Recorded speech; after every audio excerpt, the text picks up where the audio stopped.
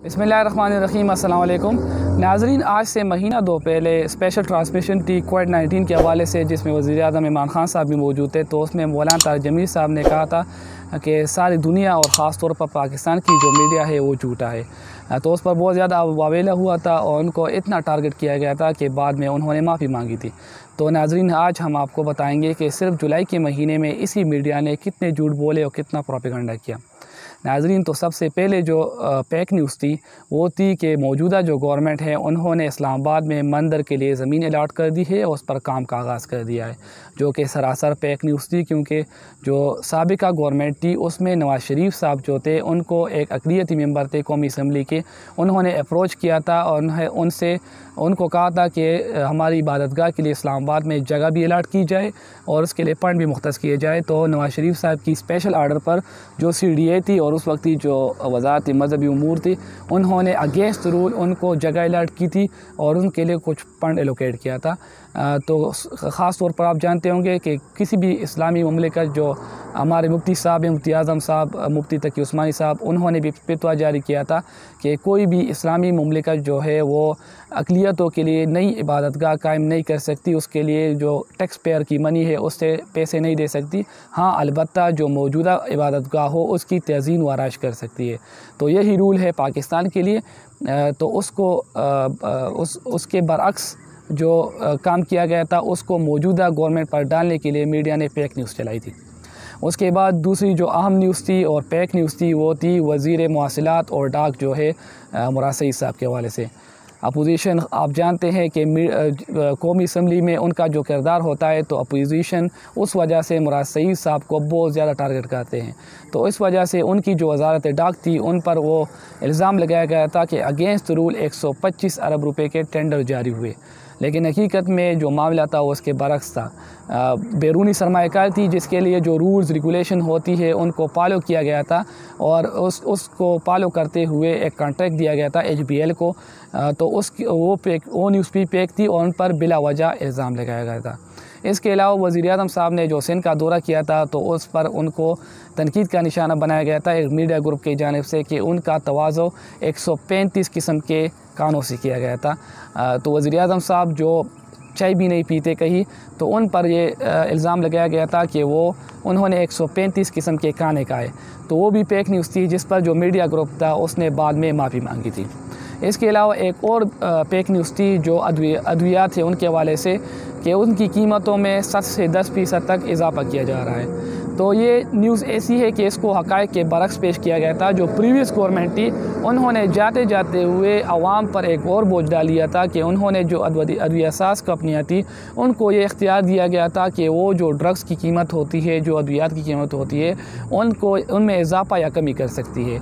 अलबत्ता ये जो इख्तियार है ये होना चाहिए ड्रग रेगुलेटरी अथॉरिटी के पास, लेकिन बदकिस्मती से उन्होंने ये इख्तियार उनको दिया था। अब मौजूदा जो गवर्नमेंट है, ख़ास तौर पर वज़ीर-ए-आज़म साहब ने कैबिनेट मीटिंग में उस पर नोटिस लिया था कि इसमें जो तरमीम है उसमें मज़ीद तरमीम की जाए, जो एक्ट है उसमें तरमीम की जाए और इसको सही किया जाए। तो इस पर भी इंशाल्लाह काम होगा। लेकिन जैसा आप जानते हैं कोविड-19 की वजह से असम्बली की जो कार्रवाई है वो रुकी हुई है, तो इंशाल्लाह इस पर भी काम किया जाएगा।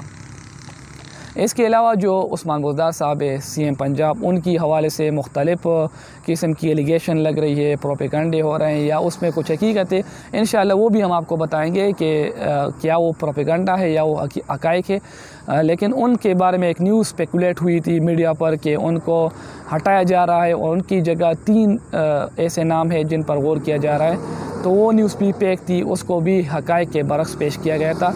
अलबत्ता वज़ीर-ए-आज़म साहब ने उन पर एतमाद का इज़हार किया था। एक और ख़बर थी जो कि फ़ेक थी कि जो वाइल्ड लाइफ के मिनिस्टर हैं उनको वज़ारत से निकाल दिया गया है, जबकि असल बात जो थी वो ये थी कि उन्होंने ख़ुद ज़ाती कुछ मसाइल है उसकी बिना पर ख़ुद इस्तीफ़ा दे दिया था, उनको निकाला नहीं गया था। इसके बाद एक और ख़बर थी पाकिस्तान तहरीक इंसाफ पार्टी के हवाले से कि उनके 11 अरकान जो है वो अपोजिशन का साथ देंगे। अलबत्ता ये ख़बर सच्ची नहीं है। ख़बर ये है कि अपोजिशन के 15 अरकान PTI का साथ देंगे, PTI के प्यारे हो गए हैं। तो पता नहीं मीडिया ने ये ख़बर क्यों चलाई थी। उसके बाद एक और ख़बर है गवर्नमेंट मुलाजमीन के हवाले से कि 55 साल में वो रिटायर होंगे, मतलब उनकी रिटायरमेंट 55 साल में होगी और पेंशन जो है उसका भी ख़ात्मा किया गया है, पेंशन भी नहीं देंगे। तो ये ख़बर भी झूठी ख़बर थी। हमें नहीं पता कि क्या इंटेंशंस थी उनकी मीडिया वालों की कि ये ख़बर चलाए। हुकूमत को बदनाम करने के लिए भी ये कर सकते हैं या कुछ और भी वजह हो सकती है, लेकिन ये ख़बर जो है इसमें कोई सच्चाई नहीं थी। पुरानी ख़बर है वज़ीर जो मुराद सईद है उनके बारे में कि उनकी डिग्री जो है वो जाली है और ये उनकी किरदार कुशी भी की गई, बुरा भला कहा गया। पता नहीं, हम उसकी तरफ नहीं जाते कि क्या क्या उनके बारे में कहा गया। और ये सिर्फ़ इसलिए किया गया कि उन मिडिल क्लास जो नौजवान हैं उनको डिस्करेज ताकि किया जा सके, क्योंकि ये जो असम्बलियाँ बनी ये सिर्फ ज़रदारों और शरीफों के औलाद के लिए बनी है। यहाँ पर कोई मिडिल क्लास का जो नौजवान है, जो बच्चा है, वो नहीं आ सकता। तो ये एक ख़बर थी जो कि उन्होंने चलाई थी। इसके अलावा PIA के हवाले से पाकिस्तान इंटरनेशनल एयरलाइन का जो मसला हो गया था, उस वक्त ये ख़बर चली थी कि जो PIA के पायलट्स हैं उनकी जो लाइसेंस है वो जाली नहीं है और हुकूमत PIA को बदनाम कर रही है। लेकिन हकीकत ये है कि 9 ऐसे पायलट्स हैं जिन्होंने ख़ुद ये इतराफ़ किया कि उनके लाइसेंस जो है वो जाली है। तो जब वो ख़ुद कह रहे हैं कि उनके लाइसेंस जाली हैं, तो आप किस तरह फिर कह रहे हैं कि वो नहीं है? हमें नहीं पता वो क्यों, लेकिन ये ख़बर थी झूठी।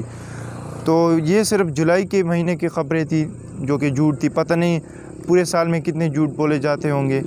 जो मौलाना तारिक जमील साहब हैं वो फरमाते हैं कि एक मीडिया के ग्रुप के मालिक थे, उन्होंने मौलाना तारिक जमील साहब से पूछा कि हमें कोई मशवरा दे दे, कोई नसीहत कर दे। तो मौलाना तारिक जमील साहब कहते हैं कि मैंने उसे कहा कि तुम चैनल से झूठ ख़त्म कर दो। तो उस पर जवाब उसने दिया मौलाना तारिक जमील साहब को कि चैनल ख़त्म हो सकता है लेकिन झूठ नहीं ख़त्म हो सकता है। तो जो बात है क्या बोल सकते हैं। हमें देखने के लिए बहुत बहुत शुक्रिया। वस्सलाम।